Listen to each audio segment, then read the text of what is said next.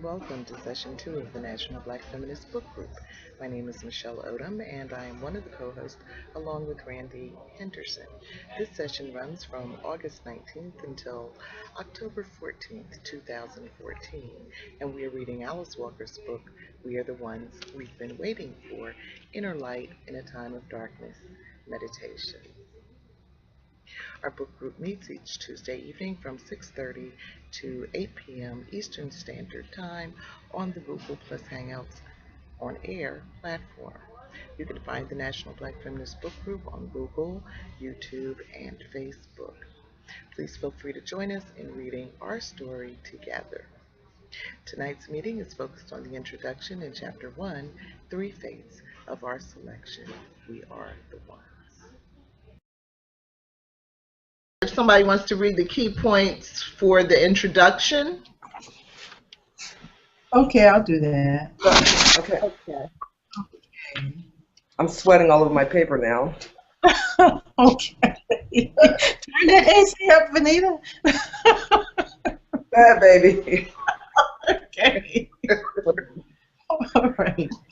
Okay. Miss Walker begins the introduction with a verse from A Tale of Two Cities by Charles Dickens. It is the worst of times, it is the best of times. She felt it was appropriate in light of the condition of the earth.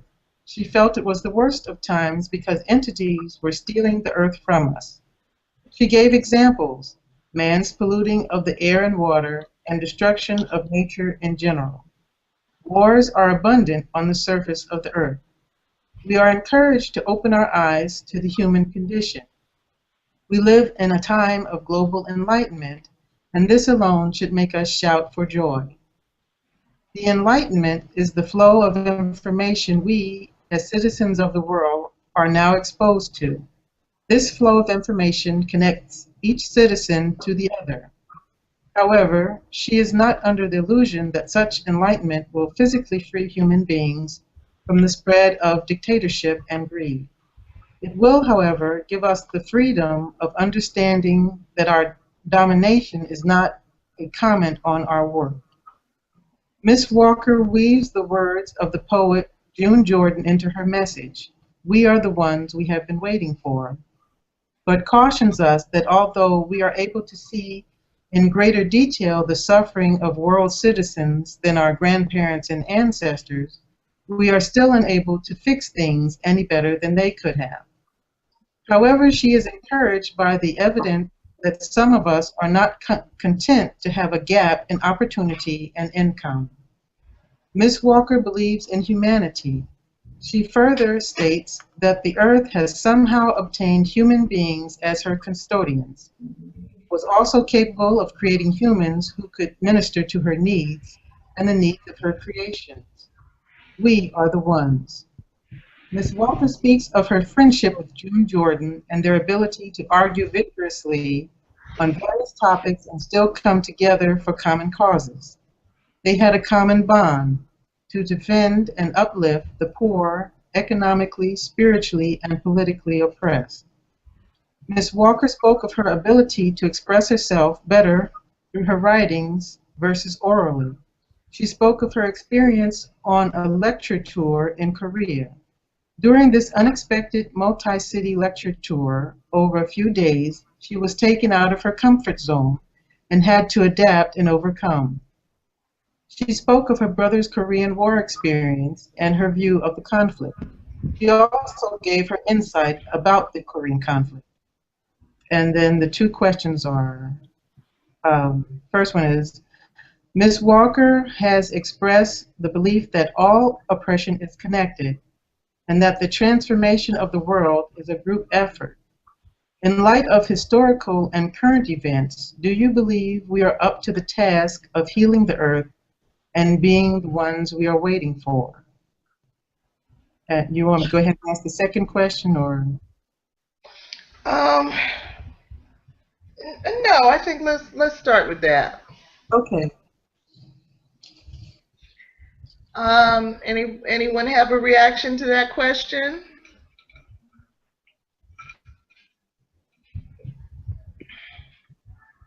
Kim? Sure. I'm back, and I do believe we are the ones that we're waiting for, and I think for me, it's a matter of looking at myself as a human and to take up causes that are bigger than the African American cause. And I think that makes me feel more powerful when I do advocate for African American rights. When I look at myself as a global citizen, it gives me a bigger and a more of a powerful perspective when I need to advocate for myself as a Black woman. Mhm. Mhm. Mhm. That makes a lot of sense to me. Venita, you were going to say something? I Venita? I agree with Kim. I agree with her Mhm. 100%. We have to Mhm. first look at ourselves as global citizens, so that we can learn to respect others, to understand them, have empathy for what they're dealing with, which gives us more power to advocate for ourselves. I do believe that. Very good point, Kim. Well, thank you. Mhm. Mhm. Very good. Okay. Georgette? Absolutely agree with both of those points. And it just reading the words, that all oppression is connected, made me think about this current situation we have here with the Ferguson business and how you're sitting here watching it, from your home. You feel powerless, but you also feel like you've heard that story before. It may have happened to someone you know or in your own family or even to you. And then if you exchange that, young Black man with a Hispanic man, in Texas, or an Asian person, in another country, or pick any place on the globe, everyone is subject to these kind of mistreatments. Mm-hmm. And so if we don't stop separating ourselves into, our little boxes and our little, what we think are safe havens, everyone will always be vulnerable to that greater force.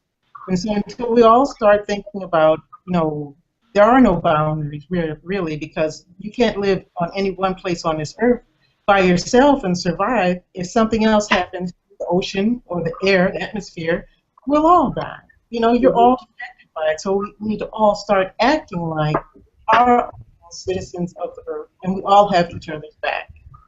Mhm. We are the ones. Mm-hmm. Yeah, yeah. One of the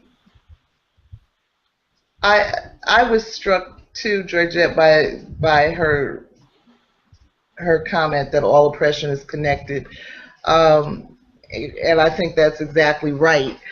Um, I think to me, one of the common denominators in all oppression is this idea that we can force our will onto other people, whether it's our children, or our mates, or our employees, or our citizens.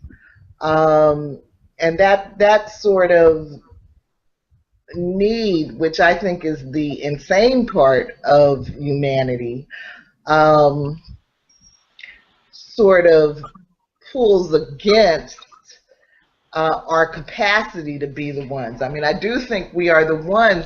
The thing that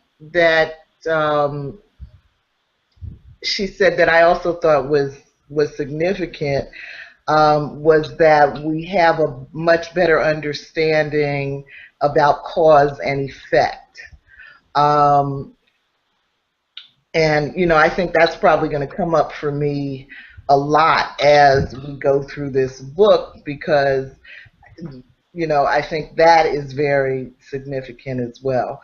So, yes, I think we're the ones because we are living in a more enlightened age than any, age before us, as far as we know.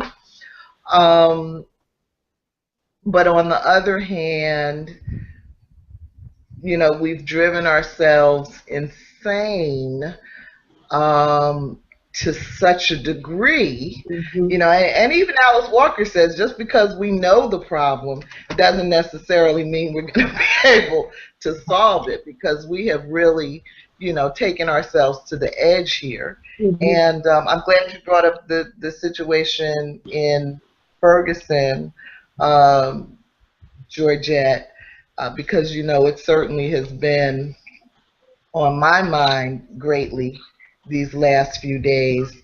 Um, you know, and there's a lot we can talk about there. So that's all I'll say for now. Okay. Well said.